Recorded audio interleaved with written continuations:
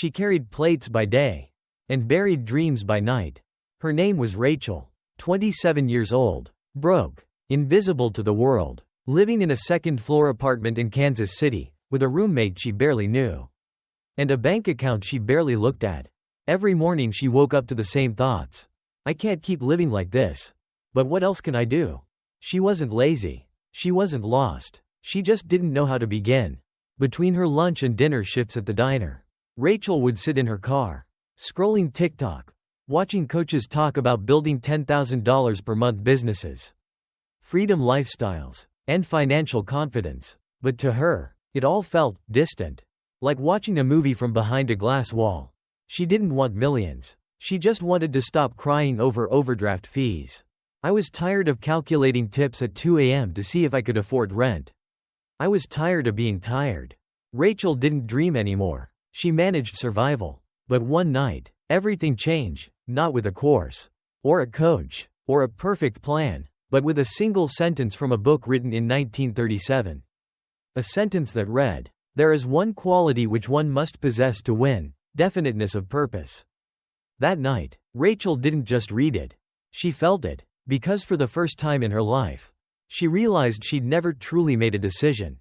Not a wish, not a hope, a decision. I want to be a coach. I want to help people. I want to build a life on my own terms. And suddenly, that someday dream had a name, a number, a deadline. That was the night everything shifted. Not on the outside, but within. She went to work the next morning like nothing had changed. Same stiff black shoes. Same apron with the bleach stains. Same fake smile she gave every customer who left a $2 tip on a $40 bill. But something had changed. Inside, something was burning. It wasn't anger. It wasn't hope, either. It was something rarer. Something heavier. Conviction. For years, Rachel had lived on autopilot. Wake, work, worry, sleep. Not because she didn't have dreams, but because she was too tired to carry them. Too broke to believe in them. Too conditioned to think her life could be different. That's what survival mode does to you. It doesn't scream. It whispers. Just make it through the month. Don't take risks. Keep your head down. And so she did. She memorized menu specials instead of marketing strategies. She knew how to calm angry customers, but not how to price her own worth. She knew how to hustle tables, but not how to hustle for herself. And every night, she'd crash into bed not from work, but from emotional fatigue, because deep down, she wasn't just serving pancakes and coffee. She was serving a version of herself that no longer existed. And then came the sentence. Definiteness of purpose. 2 words that Napoleon Hill believed were the foundation of all success. And 2 words Rachel had never considered before. Because no one had ever asked her, "What do you want, exactly?" Not vaguely. Not someday. Not, more money, or, a better life. Exactly. And as she walked home that night, her sneakers soaked from kitchen water, her legs aching, that question echoed louder than ever. She knew what she was tired of. But what did she want? What did she want badly enough to name it? To write it? To declare it? She didn't fall asleep that night. Instead, she opened her journal, the one she used to doodle in during boring college lectures, and turned to a blank page. And for the first time in her life, she wrote down a version of her future that scared her. I will earn $5 per month as a mindset coach. I will do it by helping people who feel like I do right now, stuck, small, and lost. I will build it from scratch. No excuses. No backup plan. No more hiding. She didn't know how. She didn't have the steps. But she had what Hill said mattered most. A definite desire, backed by faith. And that, he promised, was where everything begins. A decision is only real when it's backed by action. That was the next line Rachel underlined in Think and Grow Rich. She'd made the decision. But now what? No audience. No website. No blueprint. Just a desire, and a shift. But that shift was subtle. Like gravity, you don't notice until the slope begins to tilt. Rachel started waking up earlier. Not because she was a morning person, but because she needed space, before the noise of the world crept back in. She set a 6:30 a.m. alarm, boiled instant coffee, and sat at her small kitchen table, staring at a notebook. Each day, she wrote down the same sentence. I am building a $5 per month coaching business. I serve people. I guide people. I create results. Twice. Morning. Night. It felt ridiculous at first. Like pretending to be someone else. But Hill warned her about this exact feeling. Your subconscious mind accepts any thought repeated often, whether true or false. So she kept repeating, because she understood now. Her job wasn't just to work tables. Her job was to rewire belief. She started small. She didn't quit the diner. She didn't announce a brand. She just posted a story on Instagram. Trying something new. I've been obsessed with mindset and growth for years. If anyone's feeling stuck or lost lately, I'm offering 3 free 30-minute coaching calls next week. No pitch, just practice and presence. She expected nothing, but deep down, something had shifted. It wasn't confidence yet. It was courage, a muscle long unused. Later that day, someone replied. A girl she hadn't spoken to since high school. Hey, I'd love to chat. Honestly been struggling lately. Rachel stared at the message. It wasn't about money. It wasn't about credibility. It was proof. Proof that the seed she planted was already breaking soil. Clarity doesn't come before action. It comes because of it. That first call? Awkward. Unpolished. She stumbled over words. Took too many notes. Said, too many times. But by the end, the girl on the other side said, "Thank you. That helped more than you know." Rachel closed her laptop and cried. Not because she had a client, but because for the first time in years, she felt useful, not just busy. Valuable, not just occupied. In motion, not just exhausted. And that night, she wrote again in her notebook. This is real. I am a coach. I help people transform. And I will make this my full-time life. The waitress in her still clocked in at the diner the next day. But a coach had already clocked in within her. The hardest part of transformation isn't doing something new. It's letting go of who you've been. Rachel wasn't just building a coaching business. She was building a new identity. And that is terrifying. Because for every new belief she planted, I can help people. I can build something from scratch. I can be paid for who I am, not just what I do. There was still an echo from the old voice. The voice of the girl who'd been ghosted by job interviews. Who'd gotten rejected from 3 grad schools. Who'd served food to people who didn't even make eye contact. That voice whispered, "This isn't you. You'll embarrass yourself. Who do you think you are?" And some mornings, she believed it. She'd stare at her journal and wonder if it was all just self-help delusion. If she was just playing pretend. If she was chasing something too big for someone too small. But then she'd remember the principle. The one Hill repeated like gospel. Faith is the only known antidote to fear. And that kind of faith isn't religious. It's a decision repeated often enough to become truth. So she doubled down. Woke up 20 minutes earlier. Recorded 1 video a day, even if it got 14 views. Posted a new offer every Friday, even if no one bought. Reread the chapter on auto-suggestion so many times it started to fall apart. She wasn't chasing perfection. She was training belief. Belief that if she showed up, even when she was tired, scared, and ignored, then one day, the world would meet the version of her she already believed in. She didn't need 1 million followers. She needed momentum. And she found it in small things. A message that said, "Your video made me cry." A Venmo payment for $97 with the note, "For mindset coaching. Let's do this." A client who showed up to every call and said, "I feel seen for the first time." Drifting dies when direction lives. Napoleon Hill called it definiteness of purpose.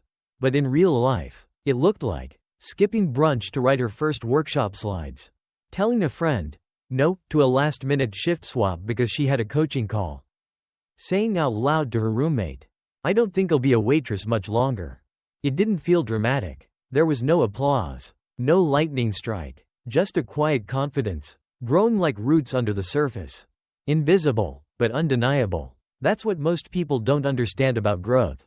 It doesn't scream. It whispers. It repeats itself. It stacks, until you become undeniable. And that's what Rachel was becoming, not rich. Not famous. But undeniable. Most people never fail because they aimed too high. They fail because they never aimed at all. That line haunted Rachel. She'd spent years wanting a better life. But never defining what better actually meant. Now that she had the desire, the conviction, the spark, she needed a plan. Not a grand vision board. Not a list of dreams. A system. Because Napoleon Hill didn't just talk about purpose, he talked about engineering success. Create a definite plan for carrying out your desire. And begin at once. Put the plan into action, whether you are ready or not. That part caught her, whether you are ready or not. Because she wasn't ready. Not by any external standard. No certification, no degree, no business experience. Just 2 coaching calls under her belt. And a fire she couldn't put out. But readiness, she realized, is a myth. People don't succeed because they're ready. They succeed because they start. So she mapped it out. One Sunday morning, at the diner before her shift, she sat at the corner booth, the one they used for cleaning supplies, and opened her notebook. She wrote 3 things. Offer. One-on-one coaching. 4 weeks. $150 total. Platform. Instagram, post daily tips, stories, and offers. Goal. $5 per month by December 31st, 34 clients at $150. Or 17 at $300. That was it. Simple, doable, specific, and most importantly, it put her in motion. From that day on, Rachel stopped trying to be a coach. She operated like one. She set work blocks before her shifts to reply to DMs. She created a basic Google form for applications. She set up Calendly. She made a list of mindset topics she could teach. Self-sabotage, limiting beliefs, fear of rejection, goal setting, inner critic. Each one became a video. Each video became a conversation. Each conversation, a possible client. Clarity compounds. The more she moved, the more things became clear. People started asking questions. How did you shift your mindset? How do you stay consistent? What books do you recommend? Rachel realized she didn't have to be perfect. She just had to stay 10 steps ahead of the people she wanted to help. That's all coaching really is. Not perfection, not expertise, but perspective plus empathy. And she had both. Every post was infused with truth. I used to feel like a background character in my own life. That ends now. This is how I rewired my identity after years of surviving. If you've ever felt stuck, ashamed, or invisible, this is for you. She wasn't marketing. She was mirroring someone else's pain and offering a door out. Just like Hill did for her. Every dream faces a moment where quitting seems smarter than continuing. For Rachel, that moment came 3 weeks into the plan. She'd posted content every single day. Shared insights, tips, vulnerability. She even hosted a free workshop on Zoom. 3 people showed up. She gave it her all. And then, nothing. No bookings. No messages. No payments. Just silence. She kept refreshing her inbox like it owed her answers. And that's when the voice came back, the one she thought she'd buried. You're not cut out for this.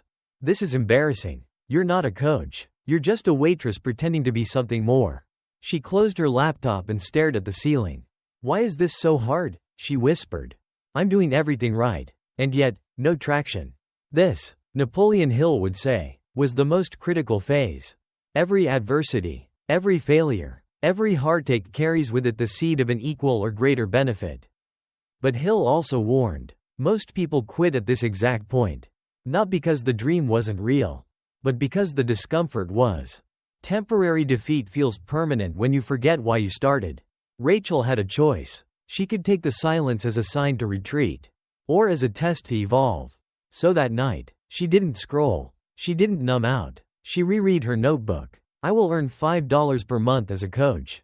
I will help people who feel lost, like I once did. I will trade comfort for conviction. And then, she turned the page. Started a new list. Title: What's not working? My calls to action are unclear. My offers are buried under too much content. I haven't followed up with people who showed interest. I'm afraid to be direct. She stared at the last line. I'm afraid to be direct. That was it. That was the block. Rachel was showing up, but still playing small. Still afraid of judgment. Still soft selling because she didn't believe she was worth choosing. That fear wasn't external. It was internal. So she flipped the script. The moment you believe in your value, the world starts to respond. The next day, Rachel recorded a video that changed everything. No background music. No fluffy words. Just her voice. 3 years ago, I cried in my car over a $40 bill I couldn't pay. Today, I help people break free from the mindset that kept me stuck. If you're done with surviving and ready to build your next chapter, I have 2 spots left for one-to-one coaching this month. Message me, ready, and let's talk. Simple, clear, bold. It didn't go viral, but it didn't need to. Because one person messaged, ready. Then another. Then a third. 3 paying clients in 1 week. Total earnings, $750. It wasn't the $5,000 dream yet. But it was movement, momentum, confidence, proof. That temporary defeat? It didn't defeat her. It revealed her. And that is what most people miss. At first, you have to believe without results. But eventually, the results start believing in you. 3 clients, 3 stories, 3 lives Rachel touched, just by showing up with what she had. The first was a single mom from Ohio who said, "I haven't heard my own voice in 5 years." The second, a burnt-out accountant in Chicago who cried after their second session. And the third was someone who reminded Rachel of herself. A waitress in Denver, 26. Stuck in the same cycle of tips, exhaustion, and self-doubt. After one call, she messaged, "I feel like I'm breathing for the first time in months." That line stopped Rachel cold. Because that was exactly how she had felt the night she first read Napoleon Hill's words.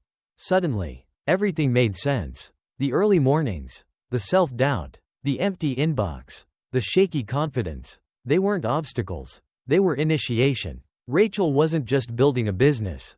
She was becoming someone who helps others breathe again. And that realization changed how she moved.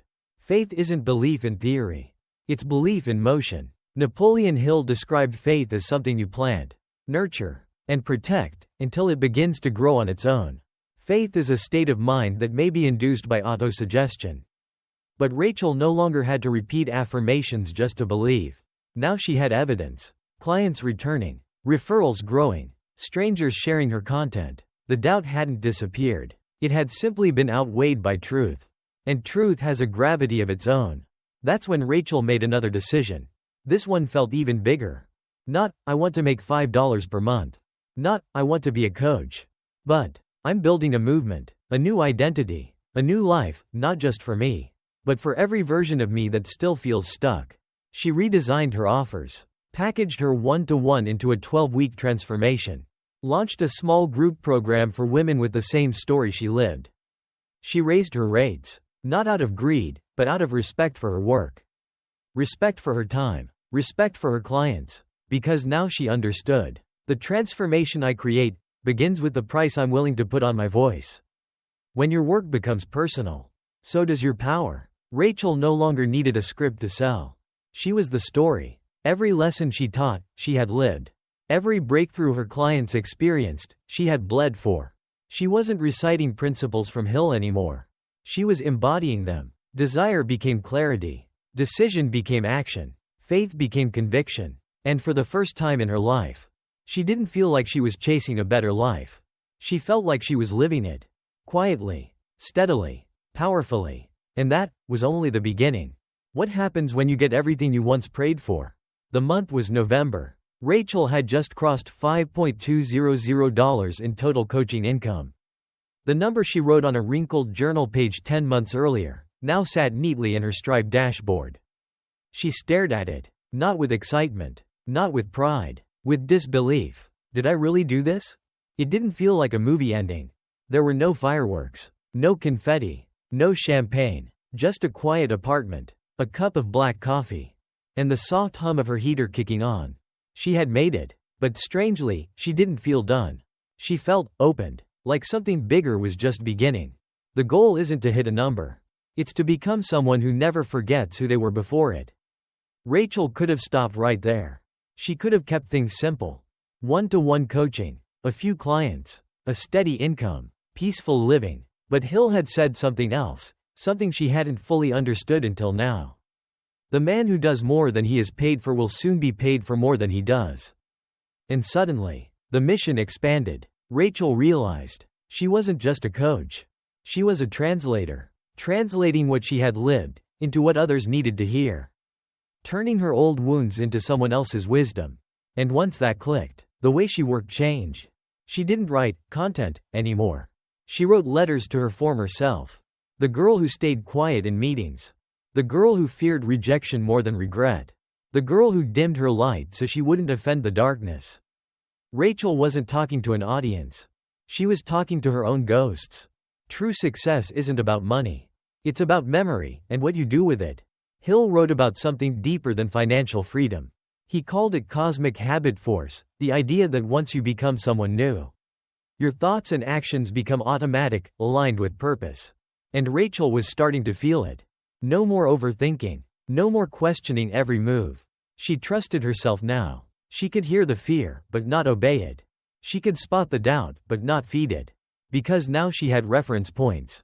She had faced the void, and walked through it. And that made her dangerous. Not in the way that threatens, but in the way that awakens. The kind of person who becomes a mirror for others. Showing them what's possible when you choose belief over biology. Identity over insecurity. And direction over drifting. When you heal enough of your own life, something wild happens. You begin to carry others. After Rachel hit her $5 goal, she didn't upgrade her apartment. She didn't buy a new car. She didn't fly to Bali or rent a content studio. She did something quieter, but far more powerful. She opened a Google Doc titled, "The Women I Was Never Taught to Be." And in it, she wrote what she wished she had known 5 years earlier. How to break the shame cycle. How to lead even when you're afraid. How to price your value when no one around you believes in it. How to build identity before income. And just like that, a new vision emerged. Not just one-to-one coaching. Not just personal transformation. A space. A room she never got invited to, so she built it herself. She called it Quiet Power Collective, a small group program for women who felt too smart to settle, but too afraid to speak. She launched it with one Instagram story. 10 spots. $450 each. She sold out in 36 hours. The mastermind principle is not a strategy. It's a vibration. Napoleon Hill described a mastermind as the coordination of knowledge and effort in a spirit of harmony between two or more people for the attainment of a definite purpose. Rachel now understood why that mattered. It wasn't about networking. It wasn't about having a mentor. It was about shared energy. When you put enough people in a room who are no longer pretending, something alchemical happens. Women cried in the first Zoom session. Not because the content was brilliant, but because the space was safe. One whispered, "This is the first time I've said out loud that I want more." Another said, "My family thinks I've changed. But the truth is, I'm finally showing up." And Rachel? She didn't sit at the top. She sat with them, not as a guru, but as a guide who had walked through the fire and come back with a lantern. Impact is not measured by volume. It's measured by vibration. Rachel was no longer chasing income. She was channeling intention. And the more people she served, the more her work deepened. Because now, her story wasn't rare. It was relatable. She saw parts of her former self in every woman who joined. The one afraid to speak on Zoom. The one undercharging out of guilt. The one who still answered to, "Hey girl," at the diner. Even though she had outgrown that world. And every time she coached them through their fear. Every time she saw their eyes light up when they remembered their power. Rachel remembered hers. That's the quiet wealth Napoleon Hill was really talking about. Not just financial capital, but spiritual capital, influence capital, legacy capital. And Rachel was building all three. Brick by brick, voice by voice, session by session, quietly, powerfully. Unapologetically. We think stories like Rachel's are rare. But the truth is, they're everywhere. You just don't hear them. Because they're quiet. Quiet like a woman waking up at 6 a.m. to rewrite her story before the world wakes up. Quiet like a man journaling before his factory shift. Quiet like someone watching this video right now. Whispering, "Maybe, I can change too." Rachel's story isn't special because it's extreme. It's special because it's real. She didn't win the lottery. She didn't blow up overnight. She didn't become an influencer. She became something better. The kind of person who can look fear in the eye and keep walking. And that, more than any amount of money, is what freedom actually looks like. The ability to say, "I remember who I was. I respect who I've become. And I am now responsible for what comes next." You're not watching this by accident. If something in you stirred during this story, if a part of you kept whispering, "This feels familiar," that's not coincidence. That's your mind waking up to its own potential. Maybe your version of Rachel isn't coaching. Maybe it's starting a new job, launching a course, leaving a toxic relationship, writing the book, paying off the debt, saying no for the first time in your life, or finally saying yes. Whatever it is, you already know. It's the thing you keep pushing off. The thing you tell yourself you'll start next month. The thing that quietly haunts your quietest moments. That's your definite purpose. That's your line in the sand. And it's waiting on one thing. A decision. Not a perfect plan. Not approval from others. Not another self-help video. Just a decision. And maybe, just maybe, this is your moment to make it. Napoleon Hill said, "Tell the world what you intend to do. But first show it." Rachel did. Quietly. Powerfully. One small, scared, consistent step at a time. Now it's your turn. So here's your invitation. If this video stirred something in you, don't let it fade. Write down what you want. Set a date. Decide what you'll give in return. Say it out loud. And act. Whether you feel ready or not. Because the truth is, you don't need more time. You need more truth. And the truth is, you're capable of far more than you've been told. You just needed to see someone else do it first, so you could remember it's possible for you, too. This is Quiet Wealth Journey. If you're ready to stop drifting, if you're ready to start living with quiet conviction, then subscribe. We don't shout here. We build, in silence, in truth, in legacy. Welcome to the journey.